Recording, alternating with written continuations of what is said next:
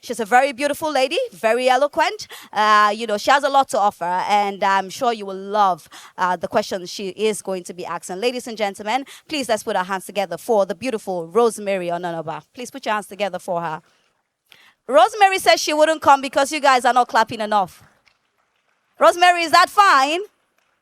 All right, please, let's put our hands together for one of the young minds that is changing the narrative in her field. Rosemary is an amazing moderator, and I'm sure she's going to definitely give us a fantastic panel session. Over to you.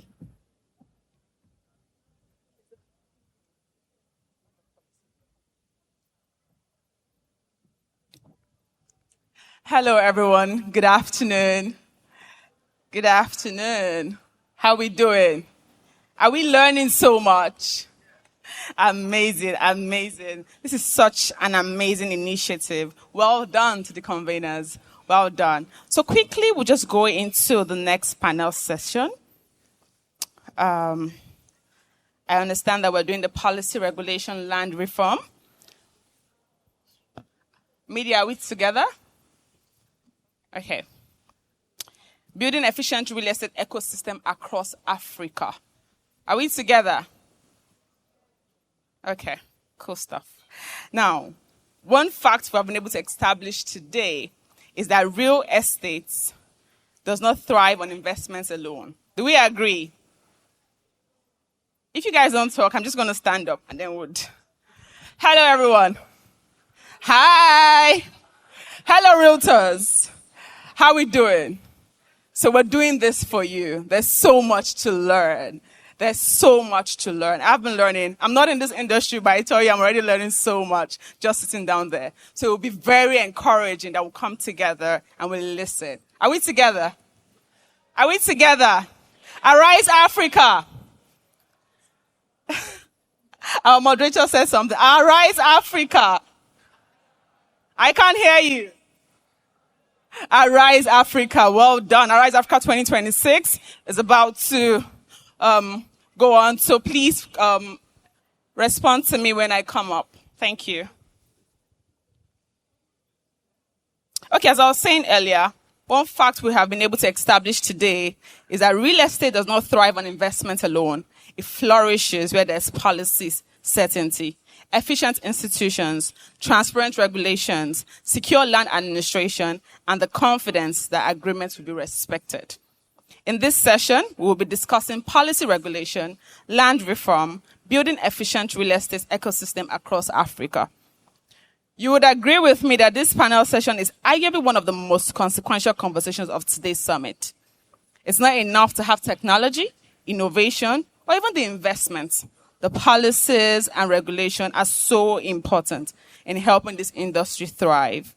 Today's discussion is an opportunity to move beyond identifying challenges and to focus on practical solutions that can build more efficient, transparent, and investor-friendly real estate ecosystem across our continent. It's my pleasure to introduce our distinguished panelists.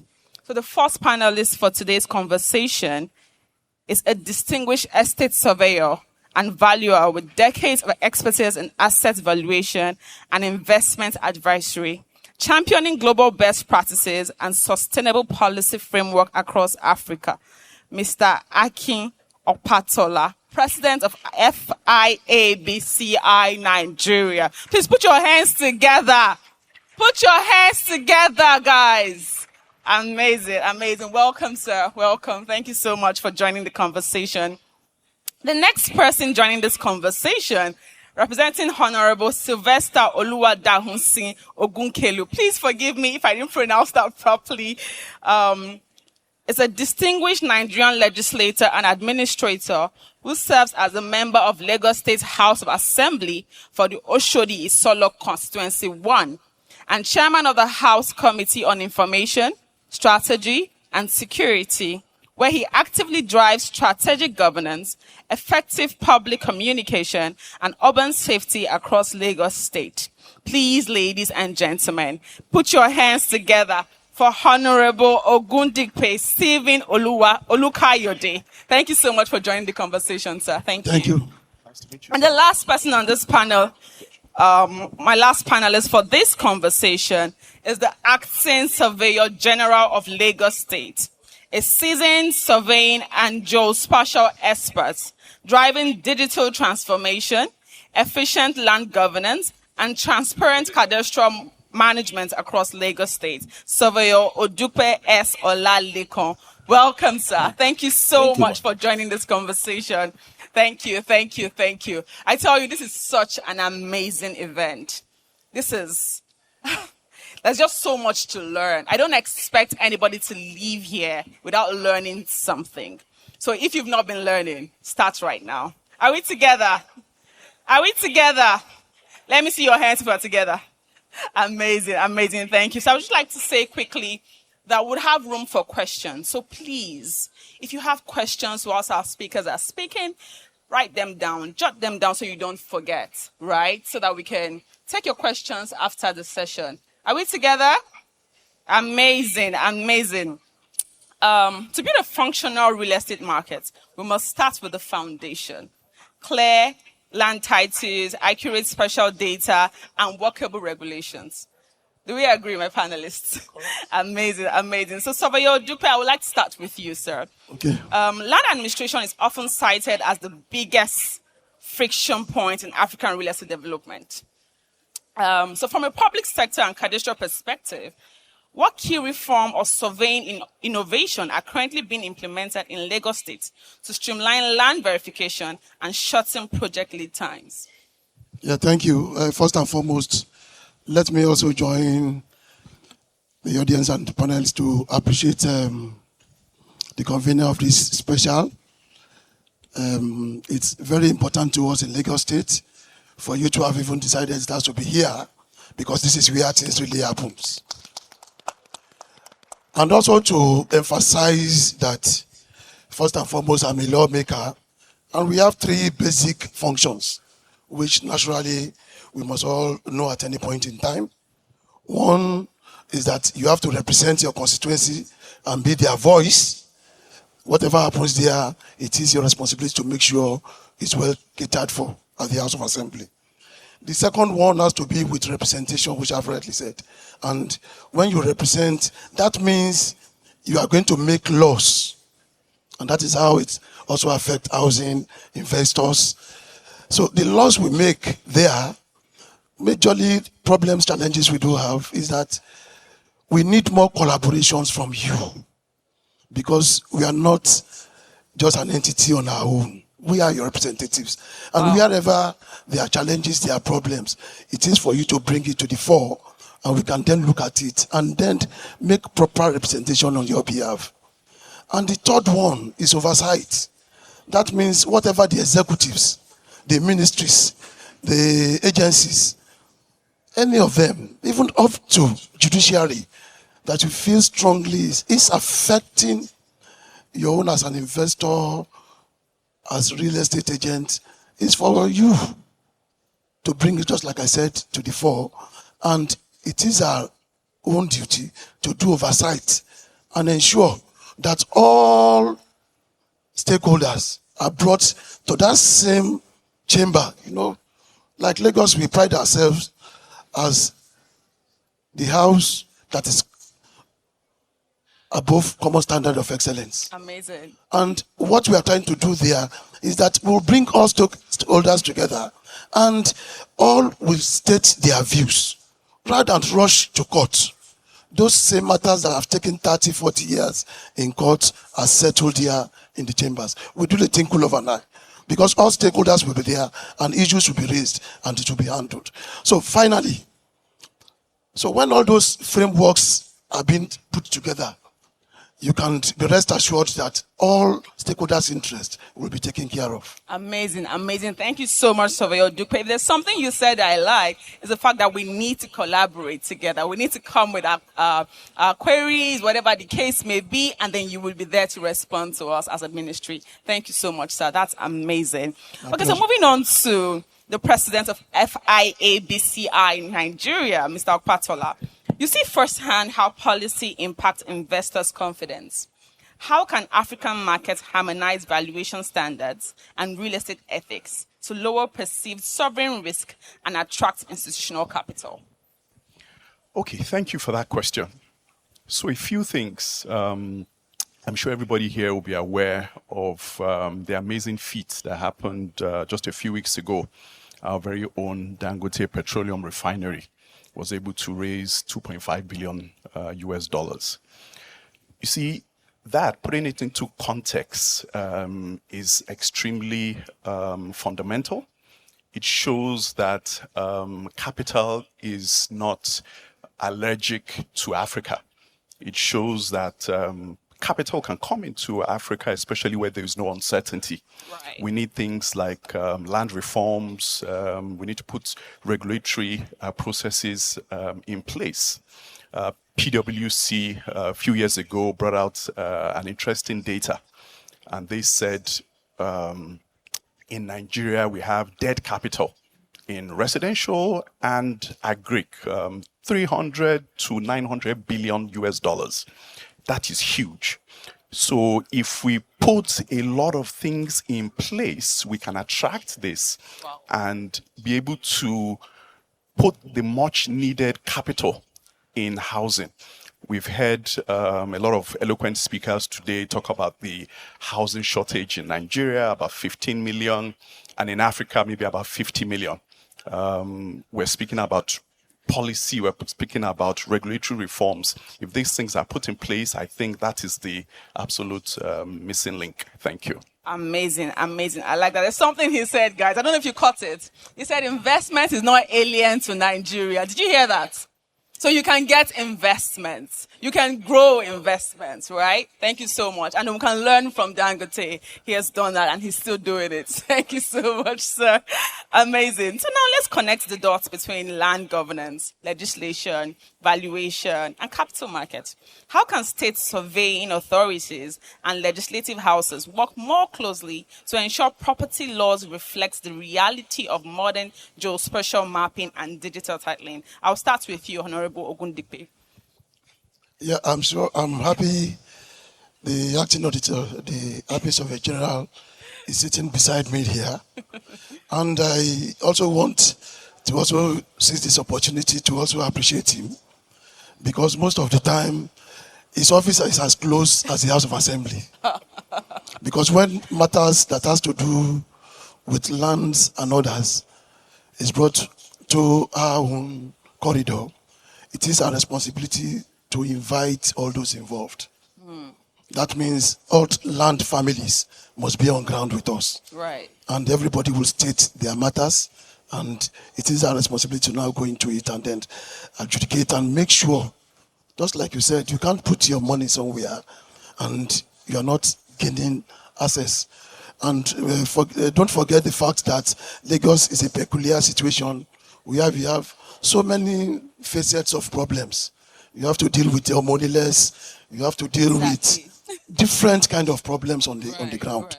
And we find out that the best option that the house could use in resolving quickly is that whenever your right is being trampled upon, and we don't use it, that is the unfortunate part. Whenever you find out your right is being trampled upon, just write through the Lagos State House of Assembly to Mr. Speaker. Okay. And Mr. Speaker will now inform the committee in charge of that particular issue, and all those involved will be invited. Amazing. Even if it has to do with Commissioner of Police, will be invited, and everyone will state their matter, including the Solicitor General. And that's the way we resolve the matters. Amazing, amazing. I like that you said that. I'm going to have a follow-up question, but I'll come back to you. Surveyor Odupe, I would like you to answer the same question, which is how can state surveying authorities and legislative houses work more closely to ensure property laws reflect the reality of modern geospatial mapping and digital titling? You know, he mentioned it now. He said, we're going to have to work with you. So, Thank you, sir. Madam Moderator. Good afternoon, everyone. Good afternoon, sir. It's not as if I'm trying to blow anybody's trumpet here, but Lagos State House of Assembly is a unique House of Assembly. Okay. And they really tried, especially when it comes to land dispute. They even, in Lagos and Nigeria Court of Law, you taking a land case to the court, I'm not sure you will get a solution within 5 years. Wow. But in the Lagos State House of Assembly, they are really doing a lot. Okay. Cases that seems unresolvable are being resolved within 1-2 years. That's the truth. Wow, that's beautiful. And- Yes, please, please. Let's put our hands together for that. That's amazing. And as you rightly said, the only thing remaining for the House Assembly to give office of the Surveyor General an office in the House Assembly complex. Because they call us, we ask those that were affected to submit their survey plans or whatever they have that, will prove their ownership or as the case may be. And we look into it without fear or favor. We produce what we call composite plan. That's, we plot all the survey plans, look at the situation where they overlap, and in some cases, they don't even overlap at all. So, and where necessary, we also go for site inspection. They follow us. Okay. There are some cases outside an instance of that of some settlements within Ibejuleki. In short, despite their status, we are all there, trekking, doing site inspection, taking out. So they were there. We were there for like, if I'm not mistaken, like a week or two. Right. And at the end of the day, the House of Assembly, in collaboration with the Lands family, were able to resolve everything amicably. And the issue of land in Lagos is more or less like our whole oil well. And I will seize this opportunity to thank the organizer of this, of this event, because I think it will have failed people to really know what to do. For instance, I don't think it's right for someone, you want to invest your money, hard-earned money, and you just based on one survey plan brought in by somebody without carrying out independent search. And the best place for you to get the right result is come straight to the Office of the State Surveyor General. Because when it comes to land status, the Office of the State Surveyor General is in charge. Okay. And when you just buy a land, and don't rely on what you have on the survey plan. Okay. Try as much as possible, let an independent surveyor, preferably from the Office of the State Surveyor General, get to the site, pick the actual position coordinates. It's because at times, land may be about 5 kilometers away. They'll put it in a place where it's free or fall within a section. Whereas the soil plan you are holding is showing a different location. Same thing applies to a CFO. The soil plan attached to it may be showing a different location, but the fact that you are looking at a CFO, you think it's normal. same, That yeah. certificate of occupancy. You think, oh, I'm investing right. Please take your time. The amount you spend for search, it's not comparable to what you will lose by investing wrongly. Amazing. And superb House of Assembly, they are really trying in conjunction with all the Lands family. And when I mean Lands family, I mean Office of the State Surveyor General, Lands Bureau, NTDA, physical planning, just name it. Anything that has to do with land, we work as one. Thank you. Amazing. Thank you so much. But a follow-up question to you, sir. You said we should just write a letter to the speaker, right? How easy? Because I know a number of people would have had 1 or 2 issues with Manile here and there, or, how easy is it to ask to get these letters presented and attended to? Because I'm thinking if I get to the House of Assembly, I submit my letter, someone can just decide to just shove it on by the side and then it's not been attended to. So how am I confident enough that when I present my letter, it will be attended to? Yeah, thank you.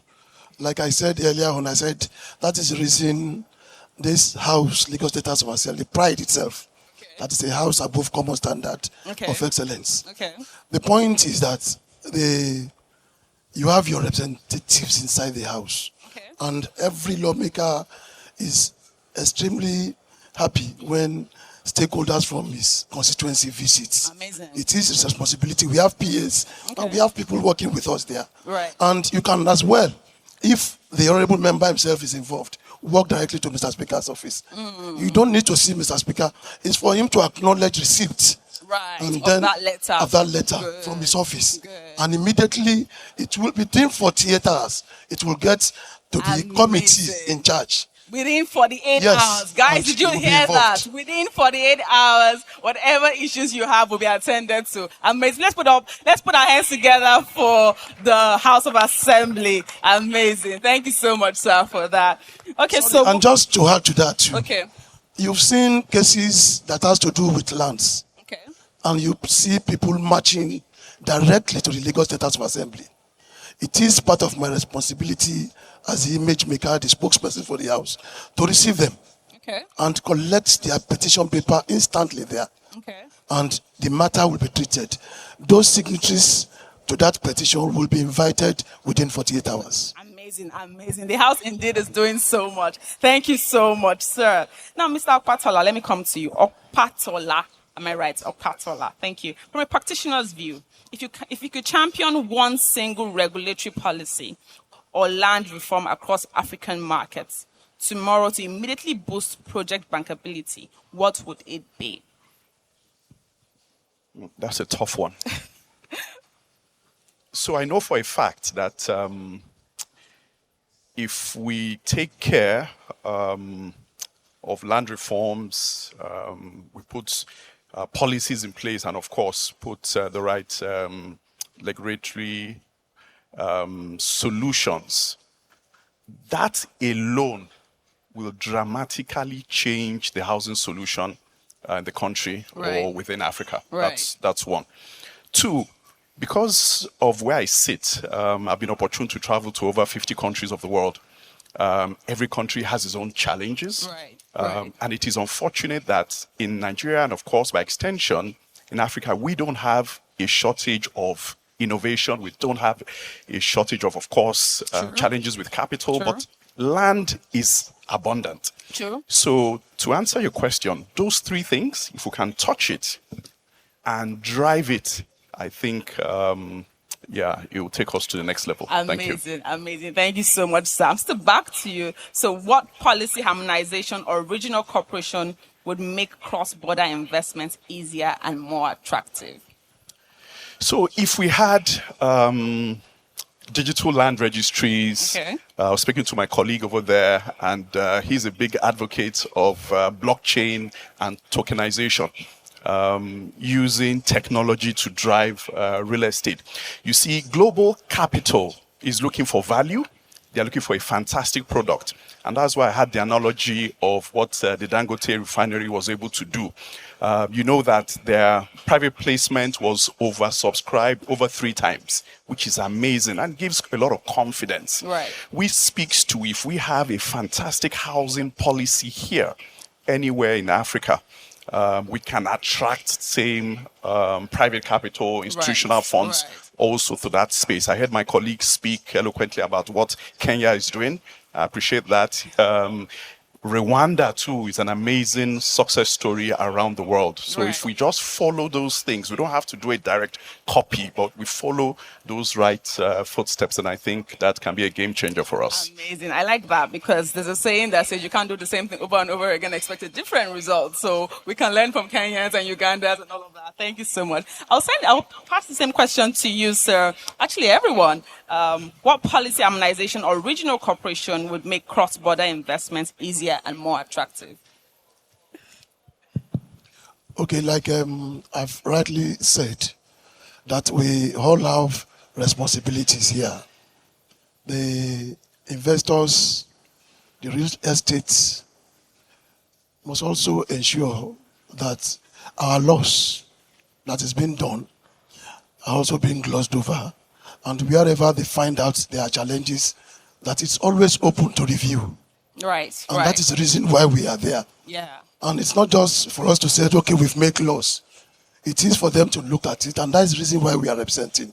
And knowledge is being shared. And it's being allowed. Right. So whenever they come out, even as a group, makes it more easier, since they are the players on field, and they bring it forward to us, we will look at the current laws available and see the way to move it forward. And that's the reason why you see us talking about reviewing our bills. Right. So that it can be with the current tide of things. So Amazing. It's an open house that allows for that.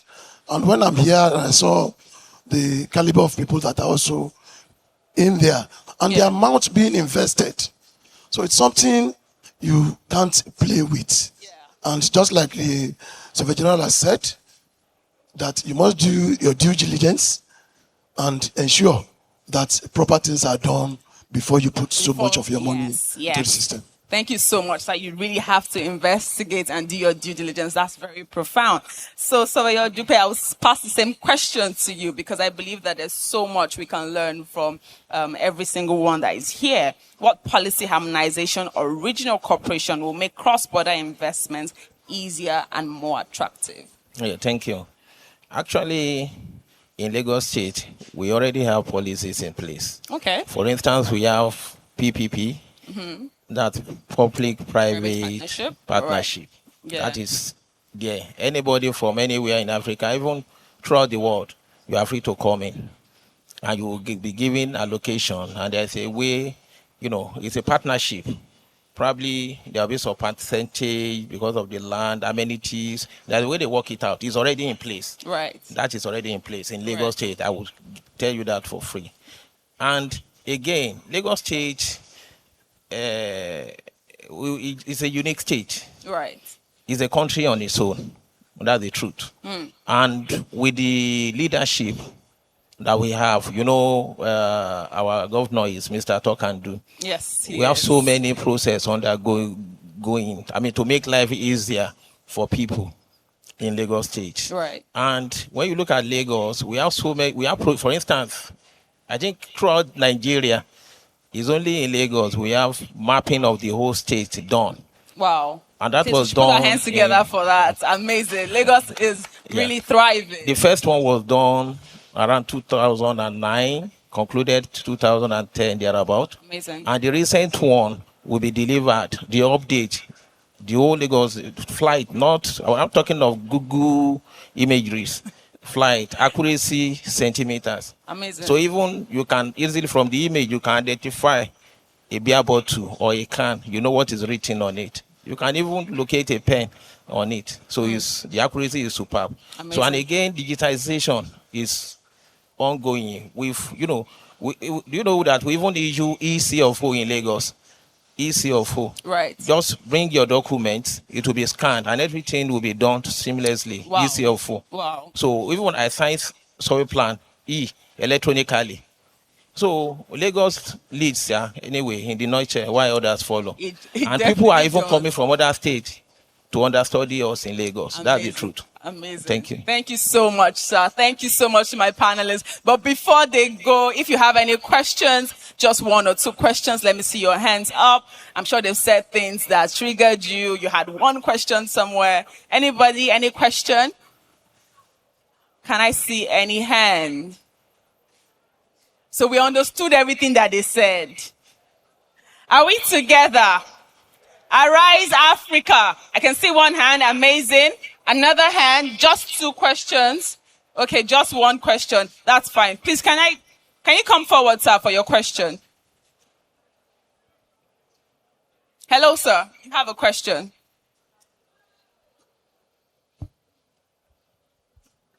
Yes. Just come to get my question. Good afternoon, everybody. My name is Aditya Dewey, Crazy Business Strategies at Sajeza Partners Limited. Before I ask my question, I'll say big ups to BRG. Congratulations on your 10 years. That's massive. So my question is simple, we're talking about shaping Africa's next real estate frontier. And when you go around Africa, so I'm going to come back home here in Nigeria, first of all, and say, when you go around Africa, places like Morocco, Kenya, you see how their governments are extremely supporting the developers there with subsidy. We're talking about proper allocations with good documentation. And I'm saying, what's the working framework you can see us applying in Nigeria that can get us to that level where developers are doing not 100, 200 homes, we're talking about 1,000 to 2,000. Because again, we're talking about the most populated, if that's correct English, country in Africa with over 250 million plus people without an official census. So there's more. We're talking 7 million babies born last year compared to America and Mexico. That's absolutely, is the So it's like we want to come in to Nigeria. It's like what's in it for us with urbanization, city development, and what do you think is the working framework that can get collaborations between the banks, the financiers, the government, and the developers, and also the people that then buy the properties? Thank you very much.